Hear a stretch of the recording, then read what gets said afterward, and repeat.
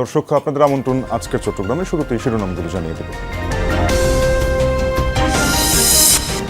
নবায়নযোগ্য জ্বালানিতে নতুন সম্ভাবনা, on grid সৌরবিদ্যুৎ। Kaptai কেন্দ্র থেকে 7 বছর ধরে জাতীয় গ্রিড সরবরাহ সক্ষমতা বাড়াতে আসছে আরও 2টি প্রকল্প। অবশেষে ধরা পড়েছে শার্প শুটার খ্যাত চট্টগ্রামের শীর্ষ সন্ত্রাসী কালা মোবারক। পুলিশের অভিযানে পাল্টাপাল্টি গুলি বিনিময়, প্রাণ ভিক্ষা চেয়ে আত্মসমর্পণ।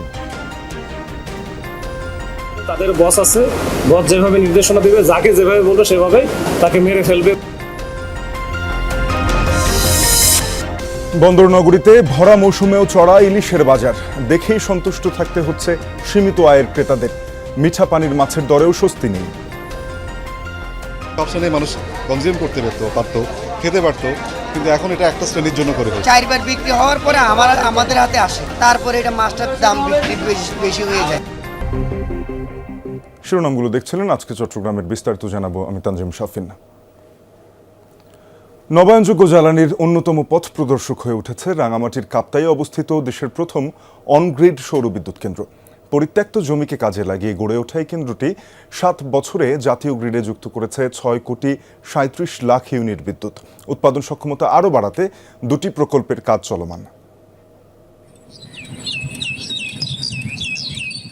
নবায়নযোগ্য জ্বালানির যে সম্ভাবনা, তার অন্যতম উদাহরণ রাঙ্গামাটির কাপ্তাইয়ে দেশের প্রথম অন-গ্রিড সৌরবিদ্যুৎ কেন্দ্র।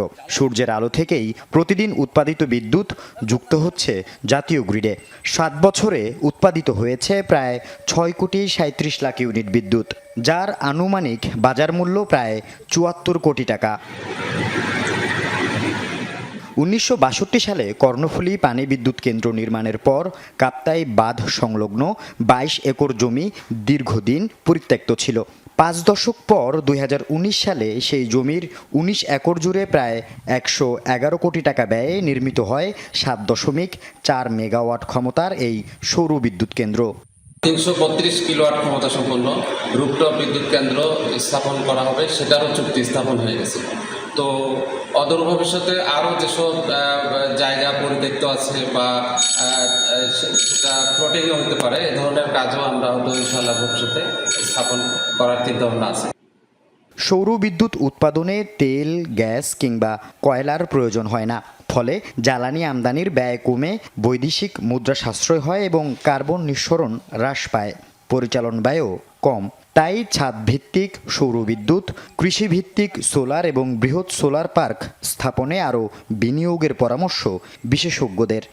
এটা অনেক লাভজনক একটা যেহেতু আমাদের এটা মেনটেনেন্স কস্ট খুবই কম, জনবল খুব কম লাগে। এটা মেনটেনেন্স বলতে জাস্ট ক্লিনিংয়ের ব্যাপারটা, এছাড়া তেমন কোনো কষ্ট নাই। আবহাওয়া খারাপ থাকে তখন আমাদের উৎপাদনটা কম হয়, কিন্তু একেবারে তো উৎপাদন হয় না, তা পরিমাণে কম হয়। যদি খালি জায়গা থাকে, এই ধরনের যদি প্রজেক্ট করা যায়, তাহলে আমাদের বাংলাদেশের জন্য খুবই উন্নত হবে।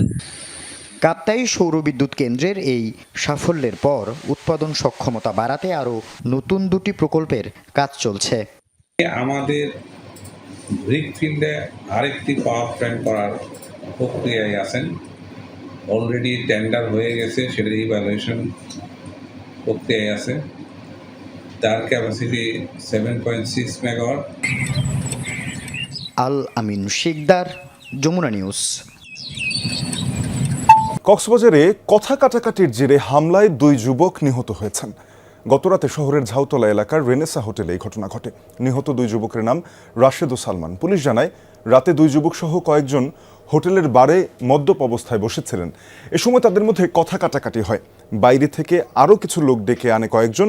পরে ভাঙা কাচের গ্লাস দিয়ে রাশেদকে আঘাত করলে ঘটনাস্থলেই প্রাণ হারান তিনি। খবর ছড়িয়ে পড়লে রাশেদের লোকজন ঘটনাস্থলে গিয়ে হামলাকারী সন্দেহে সালমানকে ফিশারিঘাট এলাকায় নিয়ে যায়। পরে তাকে গণপিটুনি দেয়। স্থানীয়রা তাকে উদ্ধার করে হাসপাতালে নিলে মৃত ঘোষণা করেন চিকিৎসক।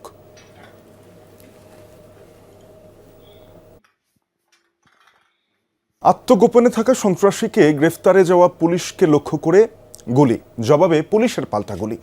এভাবে কিছুক্ষণ গুলি বিনিময়ের পর অস্ত্রধারীর গুলি ফুরিয়ে এলে নিরুপায় হয়ে প্রাণ ভিক্ষা চেয়ে আত্মসমর্পণ।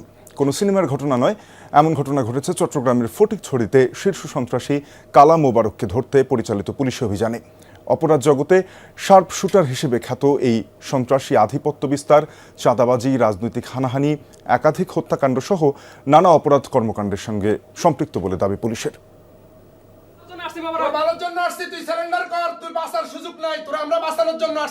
ফটিকছড়ি পাল্লানপাড়া এলাকায় একটি ঘরে ফলস ছাদে লুকিয়েছিল শীর্ষ সন্ত্রাসী মোবারক। পুলিশের দাবি, অভিযানে গেলে পুলিশকে লক্ষ্য করে গুলি ছোড়ে, পুলিশও পাল্টা গুলি ছোড়ে। এক পর্যায়ে পুলিশের কাছে আত্মসমর্পণ করার আগে নিজের জীবনের নিরাপত্তা দাবি করে এই সন্ত্রাসী। পরে তার স্বীকারোক্তি অনুযায়ী অন্য ঘরে তল্লাশি চালিয়ে 2টি পিস্তল, একটি রিভলভার ও একটি পাইপ গান এবং 23 রাউন্ড গুলি উদ্ধার করে পুলিশ। ধরা পড়ে মোবারকের 3 সহযোগী। উদ্ধার হওয়া একটি বিদেশি পিস্তল সিএমপির কোতোয়ালি থানা থেকে লুট করা অস্ত্র বলে জানায় পুলিশ। অপর পিস্তলটি গত 23 জুন চট্টগ্রামের রাউজানের পাহাড়তলী এলাকায় রাঙ্গুনিয়া উপজেলা যুবদল নেতা মাসুদুল হক মাসুদ হত্যাকাণ্ডে ব্যবহৃত। ওখানে কিন্তু 4 জনের মধ্যে 4 জনের কাছে অস্ত্র এবং একবারে ওই লোডের। তো এই অস্ত্রগুলো আমরা ওইখান থেকে উদ্ধার করি। এর বাইরেও আরও অনেক অস্ত্র ছিল। আসলে আনফরচুনেটলি এই বিষয়গুলো খুব দ্রুত জানাজানি হওয়ার কারণে আমরা কিন্তু খুব বেশি দূর আর এগোতে পারি নাই। নাম মোবারক হোসেন হলেও অপরাধ জগতে তার পরিচিতি কালা মোবারক বা গলাকাটা মোবারক হিসেবে। পুলিশ জানায়, শীর্ষ সন্ত্রাসী বড় সাজ্জাদ বাহিনীর অন্যতম সহযোগী ছোট সাজ্জাদ, ডেভিড ইমন ও রায়হানের অত্যন্ত ঘনিষ্ঠ সহযোগী এবং তাদের প্রধান শুটার হিসেবে কাজ করত সে। সন্ত্রাসী, চাঁদাবাজি, হত্যাকাণ্ড সহ যে কোনো ধরনের অপরাধ নির্দ্বিধায় করত মোবারক। এরা খুবই দুর্ধর্ষ প্রকৃতির, বিচার বুদ্ধি বা ওই যে মানবিকতা যেটা আছে এটা কোনো কিছু কাজ করে না। তারা শুধু একটাই জিনিস জানে, তাদের বস আছে, বস যেভাবে নির্দেশনা দিবে, যাকে যেভাবে বলবে সেভাবেই তাকে মেরে ফেলবে বা তার প্রতি এই কাজগুলো করবে। 2024 সালের 5 আগস্ট আওয়ামী লীগ সরকারের পতনের পর থেকে রাউজানে অন্তত 27টি খুন হয়েছে। সংঘর্ষ এবং গোলাগুলির ঘটনা ঘটেছে প্রায় 2 শতাধিক। আহত হয়েছেন অন্তত 4 শতাধিক লোক। সংগঠিত এসব হত্যাকাণ্ড, আধিপত্য বিস্তার, চাঁদাবাজি, রাজনৈতিক হয়রানি সহ বেশিরভাগ অপরাধ কর্মকাণ্ডের সাথে মোবারক, ডেভিড ইমন, ছোট সাজ্জাদ, বড় সাজ্জাদ সহ আন্ডারওয়ার্ল্ডের সন্ত্রাসীদের নাম উঠে আসছে বারবার। চট্টগ্রাম জেলা ও মহানগরে দাপিয়ে বেড়াচ্ছে ছোট বড় অন্তত 60টি সন্ত্রাসী বাহিনী। জুবায়েদ ইবনে শাহাদাত, যমুনা নিউজ, চট্টগ্রাম। রাঙামাটিতে বিশেষ অভিযান চালিয়ে 5 মাদক কারবারি, 4 মাদকসেবী ও 1 ওয়ারেন্টভুক্ত আসামি সহ মোট 10 জনকে গ্রেফতার করেছে পুলিশ। রাঙামাটি পৌরসভার বিভিন্ন এলাকায় এ অভিযান পরিচালনা করা হয়। পুলিশ জানায়, কোতোয়ালি থানার অফিসার ইনচার্জ জসিম উদ্দিনের নেতৃত্বে পুলিশের একটি আভিযানিক দল এ অভিযান পরিচালনা করে। অভিযানে মাদক কারবারি সুকুমার দাস, আব্দুল মান্নান, খোকন মিয়া, সুরুজ মিয়া ও মতিউর রহমানকে গ্রেফতার করা হয়। এছাড়া মাদক সেবনের অভিযোগে রাকিবুল হাসান, আশরাফুল ইসলাম, রাব্বি ও আবদুল্লাহ আল লতিফকে গ্রেফতার করে পুলিশ। অন্যদিকে পূর্বের একটি মামলার ওয়ারেন্টভুক্ত পলাতক আসামি বাবু বড়ুয়াকে গ্রেফতার করা হয়। গ্রেফতারকৃতদের বিরুদ্ধে আইনি ব্যবস্থা নেওয়া হয়েছে জানিয়েছে পুলিশ।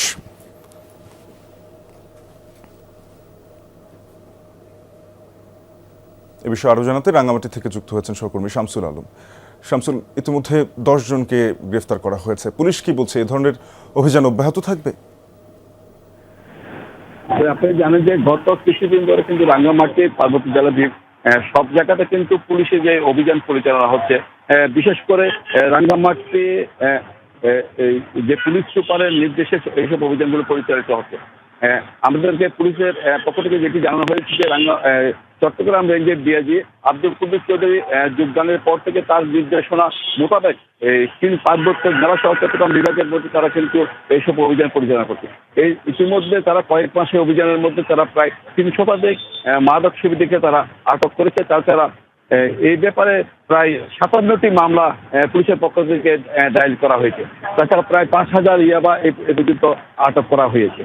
যেসব এলাকাগুলোতে কিন্তু অভিযান পরিচালনা করছে সেসব এলাকাতে যারা বসতি রয়েছে তাদের পক্ষ থেকে বারবার জানানো হচ্ছে যে এইসব এলাকাতে যে হারে অভিযান পরিচালিত হচ্ছে, যদি এই অভিযান অব্যাহত থাকে তাহলে রাঙ্গামাটিতে কে মাদক মুক্ত করা সম্ভব হবে। তবে এলাকাবাসীর একটি ক্ষোভ তারা জানিয়েছেন, সেটি হচ্ছে যেসব মাদক ব্যবসায়ী বা মাদক সেবীদেরকে আইনের আওতায় নিয়ে আসা হচ্ছে, তাদেরকে আদালতে সুবদ্ধ করার পরে আইনের ফাঁকে মধ্যে তারা কিন্তু বেরিয়ে চলে আসে। যার পরিপ্রেক্ষিতে কিন্তু তারা পুনরায় আবার একই কাজে তারা লিপ্ত হচ্ছে। সেজন্য এই আইনের পক্ষে যাতে এইসব মাদক ব্যবসায়ী বা মানব শিবিরে বের হতে না পারে সেজন্য তাকিদ দেওয়া হয়েছে। তাছাড়া আপনি জানেন যে এই পার্বত্য এলাকাতে যে সীমান্ত এলাকাগুলো রয়েছে, এই সীমান্ত এলাকাগুলোতে কিন্তু প্রতিনিয়ত কিন্তু মাদক আদান প্রদান করা হচ্ছে। তাদের পক্ষ থেকে জানানো হচ্ছে যে সশস্ত্র মহলের পক্ষ থেকে রয়েছে ছোটখাটো যে মাদক পালকে ধরা হলো, যারা রাঘব বল বড় বড় মাদক কাবে তারা কিন্তু ধরা ছোঁয়ার বাইরে রয়েছে, তাদেরকে আইনের আওতায় নিয়ে আসার জন্য তাদের পক্ষ থেকে দাবি করা হয়েছে। এই ছিল রাঙ্গামাটি থেকে আমার কাছে সর্বশেষ। শামসুল, শুনছিলাম পুলিশের অভিযান সম্পর্কে, ধন্যবাদ আপনাকে। ভরা মৌসুমেও চট্টগ্রামে ইলিশের বাজার চড়া, পর্যাপ্ত সরবরাহের পরও দাম আকাশচুম্বী। দেখেই সন্তুষ্ট থাকতে হচ্ছে, কেনার সাধ্য নেই বলছেন সীমিত আয়ের মানুষ। অন্যান্য সামুদ্রিক মাছ এমনকি মিঠা পানির মাছের বাজারেও স্বস্তি নেই। নানা অজুহাতে ইচ্ছামতো মূল্যবৃদ্ধিতে ক্ষুব্ধ ক্রেতারা। ঝাঁকে ঝাঁকে ধরা পড়ছে ইলিশ মাছ, কমতে পারে দাম, এমন খবরে চট্টগ্রামের চৌমুহনী কাঁচা বাজারে ইলিশ কিনতে এসেছেন এই ক্রেতা। কিন্তু দাম শুনে চোখ কপালে। 1 কেজি বা তার চেয়ে একটু বড় সাইজের ইলিশের দাম হাঁকা হচ্ছে 2000 থেকে 2500 টাকা। বাধ্য হয়ে কিনলেন পাঙ্গাস মাছ। বিগত 3-4 বছর ধরে তো চিন্তা করিনি কোনোদিন ইলিশ মাছ কিনবো। রুই মাছ নাইলে পাঙ্গাস মাছ, তেলাপিয়া মাছ এগুলো নিতে হয়, বাধ্য হয়ে এগুলোর দাম হয়তো একটু কম আছে। চাঁদপুর, নোয়াখালী, বরিশাল, পতেঙ্গা থেকে ঝাঁকে ঝাঁকে আসছে ইলিশ ও অন্যান্য সামুদ্রিক মাছ। বাজারে সরবরাহ পর্যাপ্ত, তারপরেও দাম আকাশচুম্বী। ভরা মৌসুমেও ইলিশের এমন চড়া দামে ক্ষুব্ধ ক্রেতারা। আগে যে ইলিশ ছিল সব শ্রেণীর মানুষ কনজিউম করতে পারতো, খেতে পারতো, কিন্তু এখন এটা একটা শ্রেণীর জন্য করে ফেলছে। 3000 টাকা নিচে কোনো মাছ নাই, কিন্তু এটা কি সরবরাহ নাই না কোনো কিছু হচ্ছে, এটা আসলে আমরা ঠিক বুঝতে পারছি না। এটা আমাদের কাছে দুর্লভ। আমাদের ছেলেমেয়ের কাছে এখন বই পুস্তকে লেখা থাকবে যে ইলিশ জাতীয় মাছ। ইলিশের দাম শুনে ক্রেতারা ছুটছেন মিঠা পানির মাছের দিকে, কিন্তু এখানেও দাম চড়া। কাতাল 500, রুই, পাবদা 400, তেলাপিয়া ও লইট্টার মতো মাছ বিক্রি হচ্ছে কেজি প্রতি 300 টাকা দরে। এসব মাছ খেতে পারবো না। তেলাপিয়া মাছ এখন 270 টাকা 80 টাকা, যে তেলাপিয়া 200 টাকা বিক্রি করছে, এখন দাম সব মাছের দাম বেশি। আমরা 2 সপ্তাহ 3 সপ্তাহ আগে যেরকম কিনতে, বর্তমানে প্রত্যেকটা মাছের 50 টাকা 60 টাকা বা 100 টাকা করে বেশি। অনেকের মানে আয়ের ব্যয়ের সাথে আসলে সামঞ্জস্যতা হয় না, সবার কেনার সামর্থ্য হয় না। মূলত জেলে থেকে ভোক্তা পর্যন্ত পৌঁছানোর আগে আড়তদার, পাইকার, খুচরা বিক্রেতা সহ কয়েক ধাপে হাত বদল হয়ে বাড়ে মাছের দাম। মধ্যস্বত্বভোগীদের অতিরিক্ত মুনাফা প্রবণতার কারণে দিন দিন ভোক্তার নাগালের বাইরে চলে যাচ্ছে সব ধরনের মাছের দাম। একটা মাছ 4 বার বিক্রি হওয়ার পরে আমাদের হাতে আসে, আমাদের হাতে আসার পর তারপরে এটা মাছটার দাম বিক্রি বেশি হয়ে যায়। 3-4 কেজি আলাস ইলিশ মাছ 1400 টাকা, 1 কেজি আলাস মাছ 2200 টাকা। 2500 টাকা কেজি আনলে কি তো বিক্রি করবে মানুষ? এখানে কাস্টমার এলে মূল্য 2800 টাকা। তো জায়গার থেকে যদি সস্তা না কিনি এখানে বেচতে পাবো আমরা। আরও তো দাম বাড়তেছে, এই জন্য আমরা আনিয়ে পোষাইতে পারতেছি না, আমরাও দাম ধরে বেচতেছি। জুবাইদ ইবনে শাহাদাত, যমুনা নিউজ, চট্টগ্রাম। মাছের বাজারে সরবরাহ বেশি, তারপরও দাম নিয়ন্ত্রণে নেই। অন্যান্য নিত্যপণ্য সম্পর্কেও জানাবেন, ক্রেতারা কি বলছেন এবং বিক্রেতাদের কি দাবি, কেন এই বাড়তি দাম? শাফিন, এই পর্যায়ে আসলে বিক্রেতারা আসলে যেটি বলছেন সেটি হলো সাগরে মূলত এখন পর্যন্ত তাদের যে প্রত্যাশিত মাছ আহরণ সেটি কিন্তু এখন পর্যন্ত তারা যেটি বলছেন তাদের প্রত্যাশা অনুযায়ী এখন পর্যন্ত হচ্ছে না, তাদেরকে যেমনটি আসলে জানানো হচ্ছে আড়ত থেকে। অন্যদিকে তারা আরও একটি বিষয়ের উপর সবচেয়ে বেশি ক্ষোভ প্রকাশ করছেন, সেটি হলো মধ্যস্বত্বভোগী যারা রয়েছেন তাদের কারণে আসলে এক প্রকার এই যে চড়া দাম সেটি কিন্তু ইলিশের থেকে গেছে। বাজারে এই মুহূর্তে আমরা যে বাজারটিতে আছি চট্টগ্রামের কাজীর দেউরি, এই বাজারটিতে মূলত স্বাভাবিকভাবেই সামর্থ্যবানদের মাছ বলা চলে ইলিশ মাছ থেকে, কারণ নিম্ন আয় বা মধ্য আয়ের মধ্যবিত্তের আসলে যারা মানুষ রয়েছে তাদের পক্ষে কোনোভাবেই আসলে 2 থেকে 2500 টাকার যেই ইলিশগুলো কেজি প্রতি বিক্রি করা হচ্ছে, যেগুলোর ওজন আমরা 800 থেকে 1200 গ্রাম পর্যন্ত সর্বোচ্চ পেয়েছি, সেগুলো কোনোভাবেই আসলে কিনে খাওয়া একেবারেই সম্ভব নয়। ক্রেতারাও আসলে এটির জন্য ক্ষোভ প্রকাশ করছেন। এর ফলশ্রুতিতে যেটি হচ্ছে, তারা মিঠা পানির যে অন্যান্য মাছগুলো রয়েছে, রুই, কাতল, অন্যান্য যে মাছগুলো রয়েছে সেগুলোর প্রতি আসলে ঝুঁকছেন। সেখানেও আসলে তেমন যে প্রশান্তি বা স্বস্তি আছে সেটি কিন্তু নেই, সেগুলোর দামও খানিকটা চড়া। আর অন্যান্য সবজির কথা যদি বলি, সবজির বাজার এখন পর্যন্ত আমরা দেখতে পাচ্ছি আলু, টমেটো, বেগুন ইত্যাদি যে সবজিগুলো রয়েছে হরেক পদের সেগুলোর দাম এখন পর্যন্ত নিয়ন্ত্রিত রয়েছে, ফলে সেই জায়গাটিতে খানিকটা স্বস্তি রয়েছে। মুরগির কথাও যদি আপনাকে বলি, দেশি মুরগি, ব্রয়লার ইত্যাদিতেও কিন্তু খানিকটা স্বস্তির আভাস মিলছে ক্রেতাদের তরফ থেকে। তবে মাছের বাজারে যে আগুন সেটি কিন্তু বেশ ভালো মতোই আসলে জ্বলছে এবং ক্রেতারা আসলে সেই জায়গাটিতে আসলে তাদের যে ক্ষোভ সেটি কিন্তু জানাচ্ছেন। সব মিলিয়ে ইলিশের যেই যোগান সেটি এখন পর্যন্ত ক্রেতাদের তরফ থেকে জানানো হচ্ছে স্বাভাবিক হয়নি। ফলশ্রুতিতে মধ্য আয়ের যারা মানুষ রয়েছেন, নিম্ন আয়ের যারা মানুষ রয়েছেন, তাদের পক্ষে আসলে কোনোভাবেই 2 থেকে 3 হাজার টাকা এই যে মাঝে যে ঘাটতি এবং ইলিশের যে চড়া দাম সেটি আসলে কোনোভাবেই 2 থেকে 3 হাজার টাকা দামে আসলে প্রতি কেজি ইলিশ কিনে খাওয়া একেবারেই সম্ভব নয়। শাফিন। রিফাত জানছিলাম বিস্তারিত, ধন্যবাদ আপনাকে। ফটিকছড়িতে মাদক সেবন, মাদক ব্যবসার ব্যাপারে জিরো টলারেন্স ঘোষণা দিয়েছেন চট্টগ্রাম সংসদীয় 2 আসনের সংসদ সদস্য সরওয়ার আলমগীর।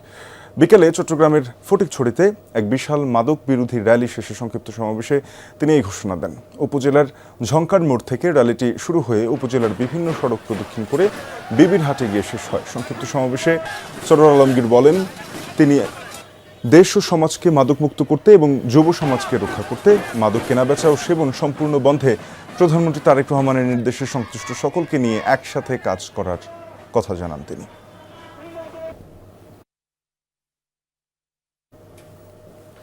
চট্টগ্রামে এসএসসি পরীক্ষায় জিপিএ 5 প্রাপ্ত শিক্ষার্থীদের সংবর্ধনা ও মাঠ ভরাট কার্যক্রম উদ্বোধন করা হয়েছে।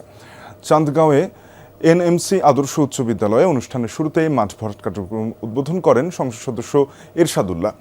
পরে সংবর্ধনা অনুষ্ঠানে তিনি দেশ ও সমাজের কল্যাণে ভূমিকা রাখতে শিক্ষার্থীদের প্রতি আহ্বান জানান। আগামীর যোগ্য নাগরিক তৈরিতে শিক্ষক অভিভাবকদের ভূমিকা তুলে ধরেন তিনি। অনুষ্ঠানে সিএমপির অতিরিক্ত পুলিশ কমিশনার, শিক্ষা বোর্ডের পরিদর্শক সহ অনেকেই উপস্থিত ছিলেন।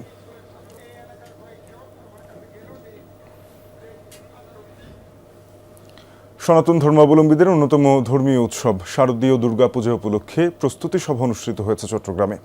নগরীর এনায়েত বাজারে দয়া কুটির প্রাঙ্গণে পূজা উদযাপন পরিষদের সভায় বক্তারা আসন্ন দুর্গাপূজা, কালী ও শনি পূজা নিয়ে সিদ্ধান্ত গ্রহণ করা হয়।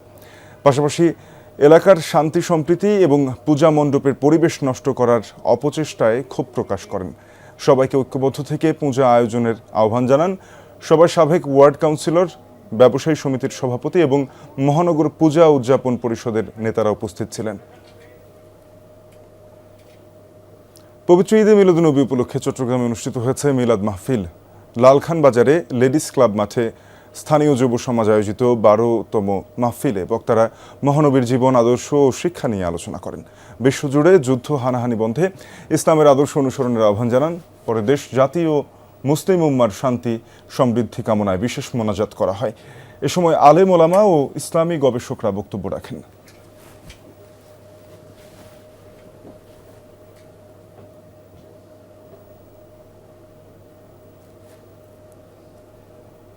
দর্শক, এই ছিল আজকে চট্টগ্রামে। এতক্ষণ সাথে থাকার জন্য সবাইকে ধন্যবাদ।